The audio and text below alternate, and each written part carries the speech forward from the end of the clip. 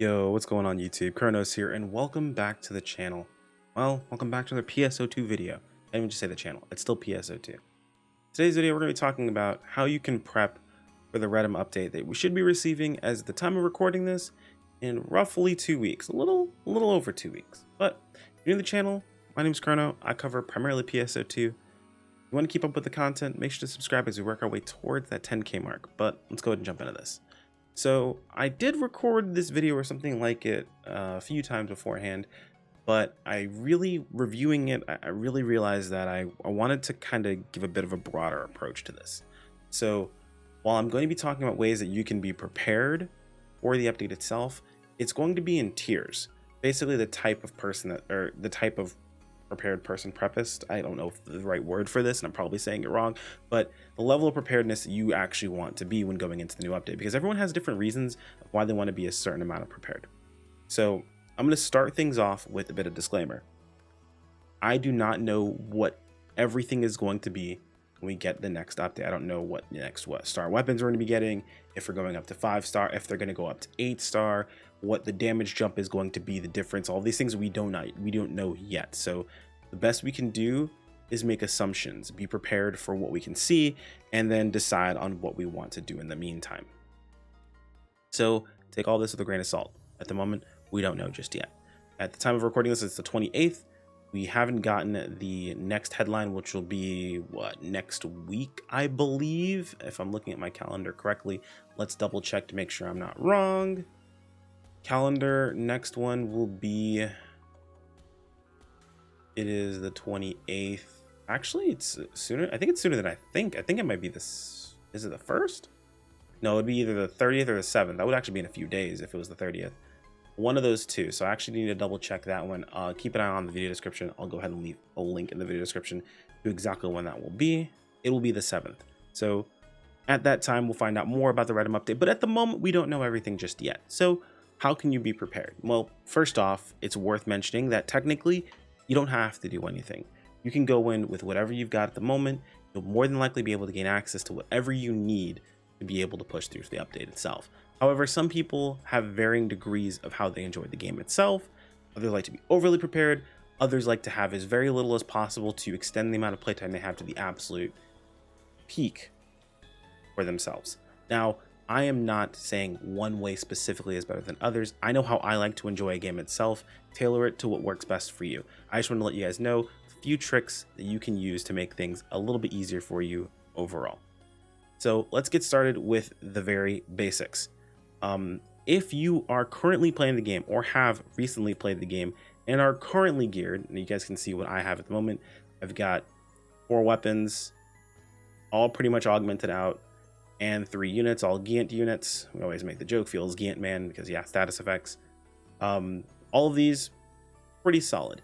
If you're like me, you're someone who's played, has gear at the moment, then you probably don't need to worry about anything when it comes to your gear. If anything, you might have been wanting to be one of those players that sold your gear earlier on. Now, at this point in time, if you try to sell your gear, you're probably not going to get much for it. You try to sell some of it, maybe just accept that it's probably mostly going to be a loss, or bank on it might still be usable or actually be beneficial for you at the moment to hold on to. But it is worth mentioning some people did opt to just sell their gear. It's something that I personally did while I was waiting for Bouncer to come out. I just got rid of all of my gear because base game PSO2 gear still existed, at least for myself, and I was able to use that until, you know, the class that came out that I wanted to play was here and I could put more time into it. So that is worth mentioning as well. However, one thing to note about NGS is gear is not expensive. I'm going to go ahead and show you guys an example. So Straga and Evil Cold are primarily the 2 strongest weapon types that we have available to us at the moment. I'm going to show you the Straga blade price right now. It's 4K. It's dirt cheap. And if you're just looking for a weapon to level with, that you're not going to need to properly hardcore min-max, getting a weapon, upgrading it to plus 40, and then just unlocking its potential to level 3, not level 4, but level 3, is more than enough. That is actually, if you're going to do any prep, like bare minimum prep, my recommendation to you would be get a 4-star weapon. Just one if you don't already have a weapon itself. Say you got base game weapons itself. Honestly, I'd recommend get one 4-star weapon. And what I'd recommend doing with it is upgrade to plus 40. If you have to pick one, probably get an Evil Cult weapon. I wouldn't get a Strago weapon, to be perfectly honest, unless you primarily just want to push that much damage. If you are, then you're going to want to augment and all this other stuff, so don't worry too much about it. I would say Evil Cult is totally fine. It's just as strong. In some situations can end up being stronger if used properly, or if in its ideal situation with its Photon Blast charge being increased. But Evil Cult is very, very powerful. Some would argue for it being the better choice overall, but we're not here to have that sort of conversation. Just get the weapon, plus 40 it, and at least unlock it to level 3 potential. If you want to go to level 4, that's up to you. It depends on your X cubes, but level 3 does not require X cubes. But I think that is honestly the best place to be if you're going to get a weapon. And from there, my next recommendation for you, if you're someone who plans to level multiple classes, just get Evil Cult weapons for each of those classes. Don't level them all up. And then what you can do, I'm actually going to show you guys in this video really quick. We're going to get an Evil Cult Saber. I'm also going to get an actually, I'm just going to leave the Evil Cult Saber. I'm not going to worry too much about the other weapon. But we're going to get an Evil Cult Saber. And what I'm going to do is take this Evil Cult Saber. I'm going to head over to the multi-weapon system. And I'm going to multi-weapon this Evil Cult Saber with my fleshed out Evil Cult Blade that I have set up. It's already augmented and everything. It's already upgraded. All set up the way that I want it to. And here's what's going to happen.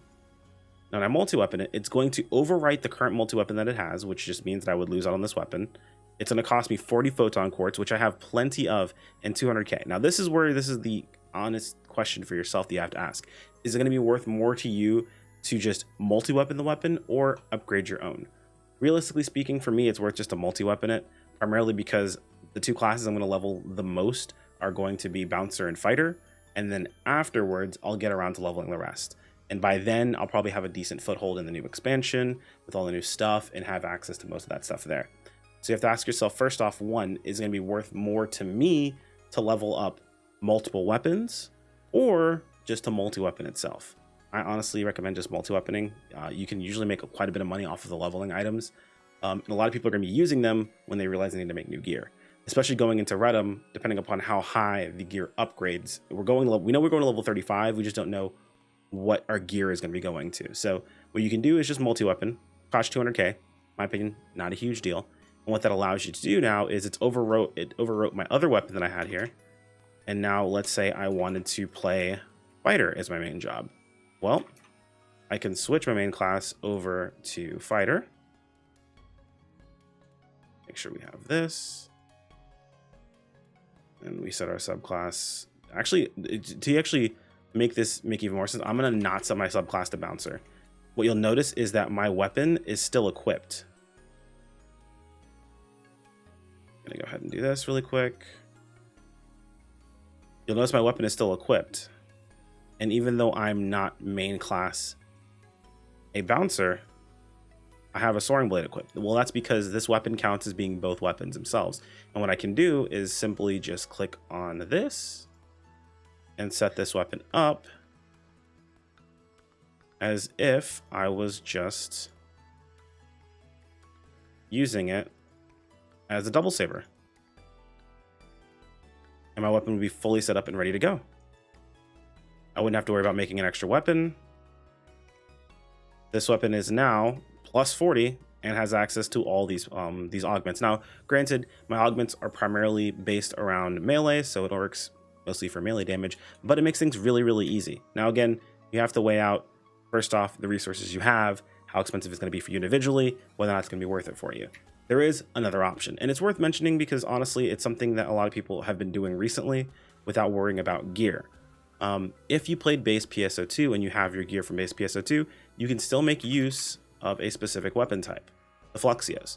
The Flexios cost nothing to transfer or I can't speak, to switch between basically, and you gain all of the benefit of using a decent weapon. Now, these Flexios do become 4-star weapons. I'll show you the one that I have here in my storage. Yep. These Flexios are 4-star weapons. They are fairly powerful. And if you were like me back then, I set up a bunch of Fluxios for myself to use and then swap around. And you can get quite a bit of mileage out of them. However, they are weaker than the Evil Coat weapons. And you will notice a damage difference overall. I'm going to show you guys where you can change these Flexio weapons and where you can possibly get yourself a Flexio weapon if you happen to have the time and you've got a couple of friends to get it taken care of. Okay, so we've gotten over to Zig. Back in base PSO2, we can come over here to change weapon category, Flexio series. Now I have a Flexio Partisan on me at the moment. I can just come over here, say I want to get a double saber. On exchange, it only costs me the single weapon itself. It keeps all of its augments. These augments, of course, are set up in a way that's supposed to be very useful for Flexio weapons. I have Astral Soul Might, like all this stuff. I'm actually surprised I had all of these things on my Flexio weapon, but I can transform it. And now I've got a Flexio double saber. Now I can go level fighter if I wanted to. Oh, well, I'm done leveling fighter. I'm leveling ranger. I want a launcher. Now I've got a launcher. So it doesn't cost me anything. It's completely free. You can use your base game items, base game gear to help yourselves level up. Now, granted, I don't recommend doing this personally.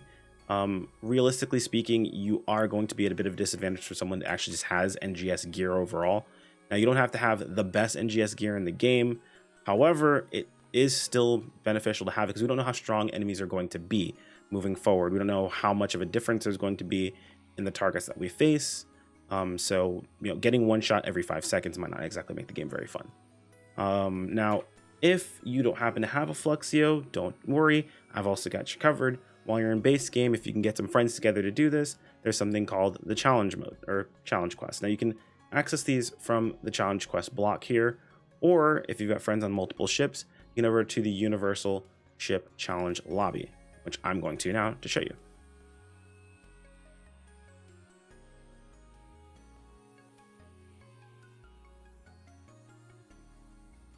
Now coming into here, there's a different set of blocks. This is universal, meaning that this can be done with anyone on any ship. They will have access to this universal ship lobby. When you go over here, you guys will then just go to the same block. As you can see, there's some people already on block 502. More than likely, those are pre-made groups that are trying to do their weekly challenge mode. If you've ever done it, it's a way that people do rankings to get star gems. But heading over here, we can go to challenge quests. And we have Violent Tremor. Now, this quest here is, it's hard to say that it's super difficult. It's not that difficult if you kind of know the right strategy for it. There are plenty of guides, but basically you want to get through this quest. As long as you get through it once, like you're able to complete it, you get an achievement for taking down the boss at the end, or a title, excuse me. You can then turn in that title to get your Flexio. You only really need one Flexio to be able to, switch around like I showed you guys beforehand. So it's fairly easy if you can get a group together to get it done. And it will make your life a lot easier if you don't plan on getting any gear ahead of time, or if you just happen to not have the resources available to you. And that's really it. Honestly, those are my primary tips for being ready for Retem, outside of just doing your dailies when you have access to them, stocking up on your resources overall. But to be honest, I feel like we're so oversaturated with the resources. There's a good chance that either they're going to be they're going to be able to be traded up, and we'll use them for all that process, or they're not going to be used at all and they're going to be a new resource we have to gather anyway. So I find it hard pressed to recommend doing anything like that. Maybe you're the type of person that wants to stock up on augmentation capsules that might be useful for you in the future. Maybe there's going to be an option to swap those over. Again, we don't know about that sort of stuff, so I wanted to only talk about things that we know we can kind of work with a little bit more. That's all I have for you. If you guys have any questions, feel free to toss in the comments below. Like if you enjoyed the video, subscribe if you want to keep up with more, and thanks for watching, guys. See you next time. Take care. Peace out.